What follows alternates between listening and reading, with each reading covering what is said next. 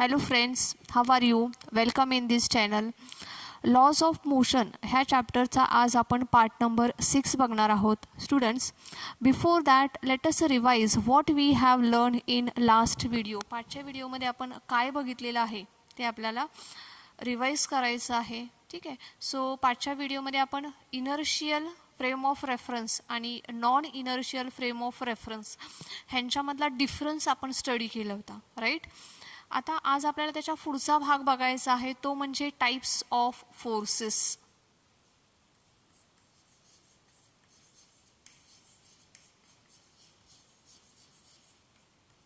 Types of forces. The forces which are present in a nature, the forces which are present in a nature are called as the fundamental forces. Are called as the fundamental forces. The forces which are present in a nature are called as the fundamental forces. So there are total 4 types of the fundamental forces. First आहे gravitational force.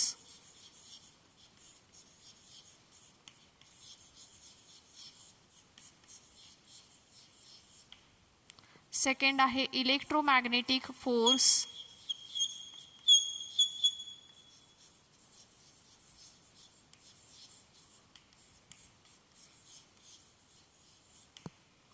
त्याच्यानंतर third आहे strong nuclear force.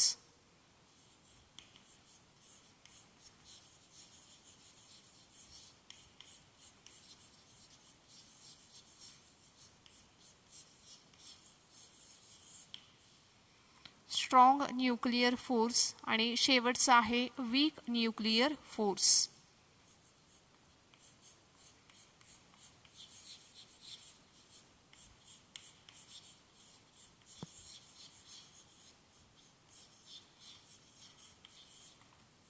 ठीक आहे. So there are 4 fundamental forces: gravitational force, electromagnetic force, strong nuclear force and weak nuclear force. ठीक आहे. आजच्या भागामध्ये आपण ग्रॅव्हिटेशनल फोर्स बघणार आहोत. What is mean by gravitational force? So this gravitational force is nothing but attractive force. ठीक आहे. So the force of attraction, the force of attraction, the force of attraction between the two bodies, between two bodies separated by a distance, separated by a distance, is called as gravitational force.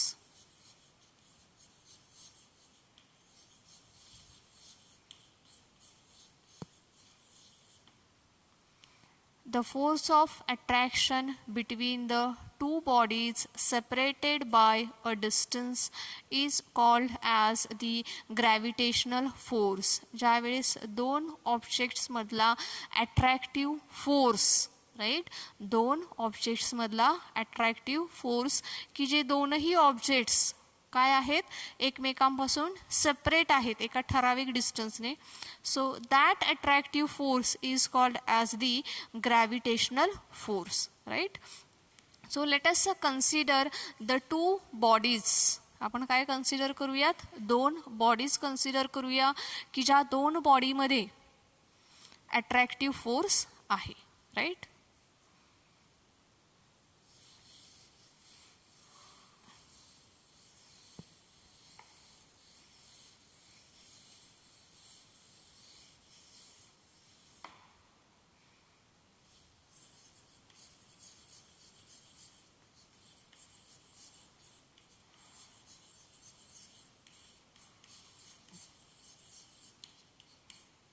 Gravitational force आपण बघतोय, त्याच्यासाठी आपण दोन bodies consider करत आहोत की ज्यांचा mass आहे m1 and m2, right. So the gravitational force F is directly proportional to the product of the masses of that two bodies. F is directly proportional to m1 m2. F हा कसा आहे, directly proportional to m1 m2 आहे, right. Also F is inversely proportional to the square of the distance between these two bodies. Square of the distance between these two bodies. So F is inversely proportional to the square of the distance. By combining these two equations, we will get F is directly proportional to m1 m2 upon r square. ठीक आहे. कसं लिहिता येईल मग हे equation? F is equals to G m1 m2 upon r square. ठीक आहे. Where G is the constant of proportionality. ठीक आहे. आणि ह्या जीलाच काय म्हटलं जातं तर युनिव्हर्सल ग्रॅव्हिटेशनल कॉन्स्टंट. ठीक आहे. G is the universal gravitational constant. लक्षात राहील सर्वांच्या, जी म्हणजे काय आहे, युनिव्हर्सल ग्रॅव्हिटेशनल कॉन्स्टंट. आणि ह्या जीची value, G is equals to 6.67 into 10 raised to minus 11 Newton meter square per kg square.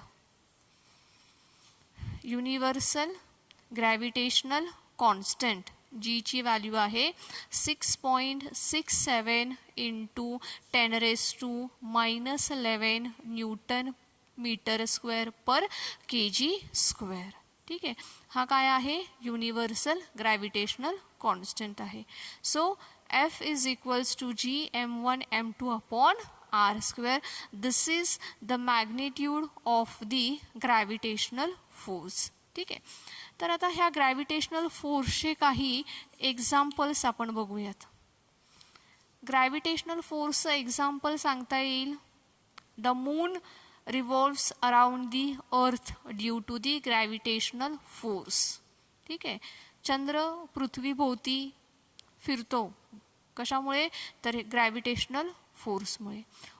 All the planets are revolving around the sun due to this gravitational force.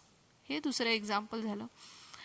अजून एक ह्याचा example सांगता येईल, the gravitational force अर्थ एक्झर्ट्स on us. आपल्यावरती काय करत आहे, ग्रॅव्हिटेशनल फोर्स एक्झर्ट करत असते आणि त्यामुळे त्या ग्रॅव्हिटेशनल फोर्सचा इफेक्ट म्हणजे काय आहे तर आपलं वेट आहे. ठीक आहे. सो आपलं वेट म्हणजेच काय आहे तर gravitational force between the earth and अस. आपण आणि आपली अर्थ ह्यांच्यामधला ग्रॅव्हिटेशनल फोर्स म्हणजेच काय आहे तर वेट आहे. ठीक आहे. सो कसं सांगता येईल मग वेट म्हणजे कसं काढता येईल बघा. वेट म्हणजे काय, gravitational force between the earth and us. So W is equals to G into m upon r square. Right. आता ह्या ठिकाणी कॅपिटल M म्हणजे काय आहे तर मास ऑफ दी अर्थ आहे. राईट. त्याच्यानंतर कॅपिटल R म्हणजे काय आहे तर रेडियस ऑफ दी अर्थ आहे. ठीक आहे. So W is equals to G m upon r square. ठीक आहे. Now let us put the values in this equation. G ची व्हॅल्यू माहीत आहे आपल्याला, M म्हणजे काय आहे मास ऑफ दी अर्थ, R म्हणजे काय आहे रेडियस ऑफ दी अर्थ. ठीक आहे. So W is equals to G m upon r square into M. ठीक आहे. आता G m upon r square ही व्हॅल्यू आपण काढू शकतो. ठीक आहे. कशी काढता येईल, कारण की त्या व्हॅल्यूज आपल्याला माहीत आहेत. मग ती व्हॅल्यू आपण काढूयात. So G M upon R square. जीची व्हॅल्यू किती आहे 6 पॉईंट, इथं खाली लिहिते म्हणजे सगळ्याच व्हॅल्यू बसतील. 6.67 into 10⁻⁻11. Mass of the earth आहे 6 इंटू 10⁻24 kg अपॉन आर आहे 6.4 इंटू 10⁻6 मीटर ह्याचा स्क्वेअर. ठीक आहे.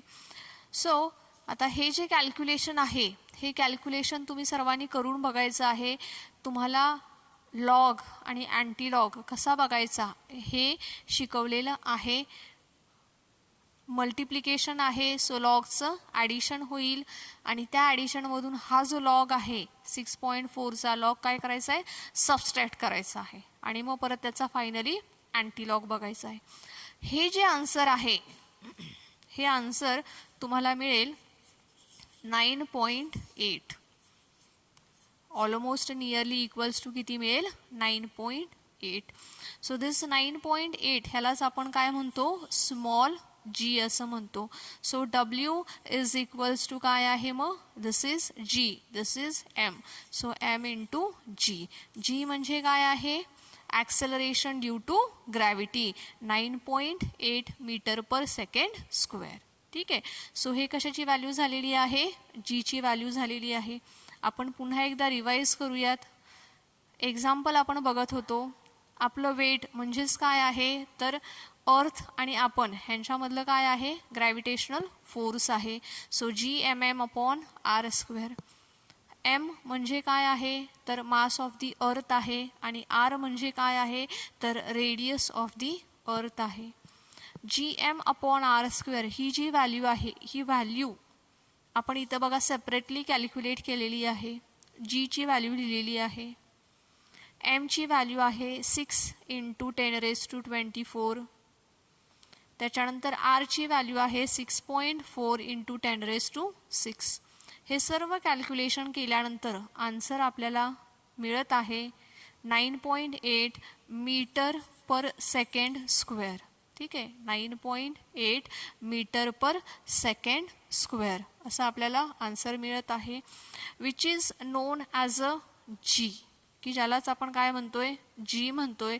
So W is equals to m into g. ठीक आहे. सो अशा पद्धतीने आपण आपलं वेट म्हणजेच काय आहे तर आपल्यावरती ॲक्ट होणारा ग्रॅव्हिटेशनल फोर्स आहे. ठीक आहे. आता जसं अर्थ आणि आपल्यामध्ये ग्रॅव्हिटेशनल फोर्स आहे तसंच अर्थवरती जे वेगवेगळ्या बॉडीज आहेत त्यांच्यामध्ये देखील ग्रॅव्हिटेशनल फोर्स असतो. ठीक आहे. ह्याच्यासाठी तुमच्या टेक्स्टमध्ये एक एक्झाम्पल दिलेले आहेत बघा. 2 सुमो रेसलर्स त्यांनी घेतलेले आहेत की ज्यांचं वेट किती आहे. एका रेसलरचं वेट 300 kg आहे आणि दुसऱ्या रेसलरचं वेट आहे 300 kg. सो ज्यावेळेस हे रेसलर्स फाईट करत असतात त्यावेळेस त्यांच्यामधला जो ग्रॅव्हिटेशनल फोर्स आहे त्या फोर्सचं मॅग्निट्यूड काढलेलं आहे. तर आपण हे काढूयात मॅग्निट्यूड इथे.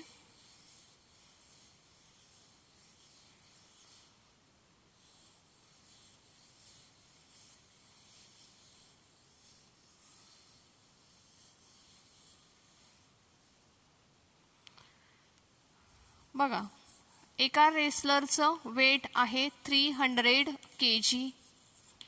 दुसऱ्या सुमो रेसलरचं वेट आहे 300 kg. त्यांच्यामधलं जे डिस्टन्स आहे ते असं आपण कन्सिडर करूया 0.5 मीटर आहे. ठीक आहे. ज्यावेळेस हे दोघेजण रेसलिंग करतील त्यावेळेस त्यांचा gravitational force F is equals to G into असेल M1 M2 upon R square. जीची व्हॅल्यू आपल्याला माहीत आहे 6.67 इंटू 10⁻⁻11. बरोबर आहे. M1 आणि M2ची व्हॅल्यू पुट करूयात आपण किती आहे 300 इंटू 300 अपॉन आर स्क्वेअर म्हणजे काय होईल 0.5चा स्क्वेअर. आता हेही कॅल्क्युलेशन तुम्ही कॅल्क्युलेट करायचं आहे. मी काही आता इथं हे कॅल्क्युलेशन करत नाही आहे, डायरेक्ट आन्सर घेते. ह्याचं आन्सर आहे 24 मायक्रो न्यूटन. ठीक आहे. सो त्या दोन रेसलरमधला ग्रॅव्हिटेशनल फोर्स किती आहे? 24 मायक्रो न्यूटन एवढा आहे. एका रेसलरचं वेट किती आहे? 300 kg. 300 kg, that means almost it is 3000 Newton. एवढा फोर्स, ग्रॅव्हिटेशनल फोर्स त्या रेसलरवरती आहे. परंतु त्या दोन रेसलरमधला ग्रॅव्हिटेशनल फोर्स बघा किती आहे? 24 micro newton. So it is very very very small as compare to the earth's gravitational force. ठीक आहे.